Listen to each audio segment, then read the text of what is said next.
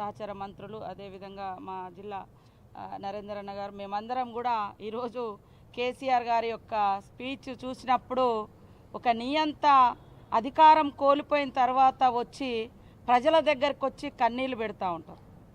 అది ఈరోజు ఆయన చేసినటువంటి కార్యక్రమం తప్ప అధికారం పోయిందనేటువంటి అక్కసు దాన్ని వెళ్ళగక్కుతూ ఎవడైనా రజతోత్సవ సభ జరుపుకుంటే వాళ్ళ త్యాగాలు వాళ్ళ విజయాలు లేదా రేపటి మా పోరాటం ఇది అదే అని చెప్పుకుంటారు. కానీ మరి ఎంతసేపు బాధ అనిపిస్తుంది అని బాధపడుతున్నాడు. ఎవరి కోసం బాధపడుతున్నావయ్యా?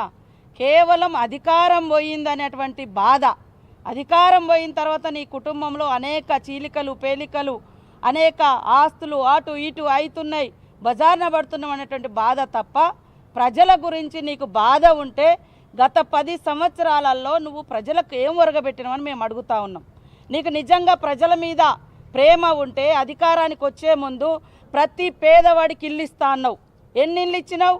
ఇందాక మా శ్రీనివాసరెడ్డి గారు అన్న చెప్పినట్టుగా 80,000 ఇల్లు ఇస్తే దాంట్లో బిల్లులు ఇవ్వకుంటే మొన్న మా పొంగులేటి శ్రీనివాసరెడ్డి గారి ఆధ్వర్యంలో సీఎం గారి యొక్క ఆదేశం మేరకు బిల్లులు ఇవ్వడం జరిగింది. అదే కాకుండా మరి ఇంటికొక ఉద్యోగం అన్నావు.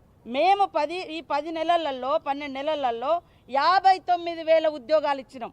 అనేక మంది నిరుద్యోగులను వాడుకొని నువ్వు అధికారానికి వచ్చి వాళ్ళని అణిచివేస్తే వాళ్ళు చాలామంది ఆనాడు ఆత్మహత్యలు చేసుకున్నారు. అదే కాకుండా సర్పంచ్ల బిల్లులు అబద్ధాలను 10 సార్లు చెప్తే నిజమవుతుందనే భ్రమలలో ఆ కుటుంబం ఉంది. అందుకనే పదే సోషల్ మీడియాతోటి కూడా తప్పుడు వార్తలు రాయించి మరి తప్పుడు ప్రచారం చేస్తున్నారు. కాబట్టి తప్పుడు వెధవలకు తప్పుడు ఎవరైతే ఉంటారో అలాంటి వాళ్ళకు ఖచ్చితంగా కేసులు పెడతాం. ఈరోజు మరి ఏదైతే మా ప్రభుత్వంలో ఇల్లు ఇవ్వడం జరుగుతుంది, ఉద్యోగాలు ఇచ్చినాము, పేదింటి ఆడబిడ్డలు ఎక్కేది ఏంటిది ఎర్ర బస్సు. ఇవాళ మీ బిడ్డ అంటే సరే పెద్ద కార్లలో తిరుగుతుంది, చాలా మరి అనుభవిస్తుంది. ఉద్యమ ఆకాంక్షను వాడుకొని మీ కుటుంబం మీరు అధికారంలోకి వచ్చారు, 10 ఏళ్ళు దర్జాగా ఉన్నారు. కానీ పేదింటి ఆడబిడ్డలకు బస్సు పెడితే కూడా ఆ బస్సులలో కొంతమంది వీళ్ళ మనుషులను పంపించి కొట్లాటలు చేయించి కొట్టుకునే రకంగా చేసి వీడియోలు చేయించి అంత అక్కసు, ఆ అక్కసునంతా కూడా ఇవాళ కూడా అత్యంత నీచంగా ఆడబిడ్డలు బస్సు వద్దంటున్నాడు. ఒక్కొక్క ఆడబిడ్డ ఇవాళ బస్సు వాడుకోవడం మూలంగా మినిమం 3-4 వేల రూపాయలు వాళ్ళకి ఆదా అవుతుంది. ఇవాళ నీళ్ళ గురించి అయ్యా నువ్వు 1000 కోట్లు మింగినవు తప్ప నీళ్ళు ఇయ్యలే. మా సర్వేలో బయటకు వచ్చింది. అధికారులను బెదిరించి అదిరించి ఎమ్మెల్యేల సంతకాలు కూడా తెప్పించుకున్నాం ఆ రోజు ఇస్తున్నట్టుగా.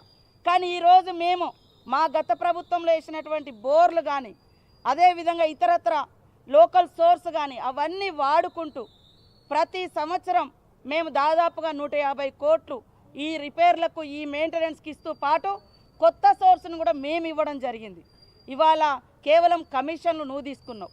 అదేవిధంగా ఇవాళ రైతులు ఆత్మహత్యలు చేసుకుంటున్నాను అన్నాడు.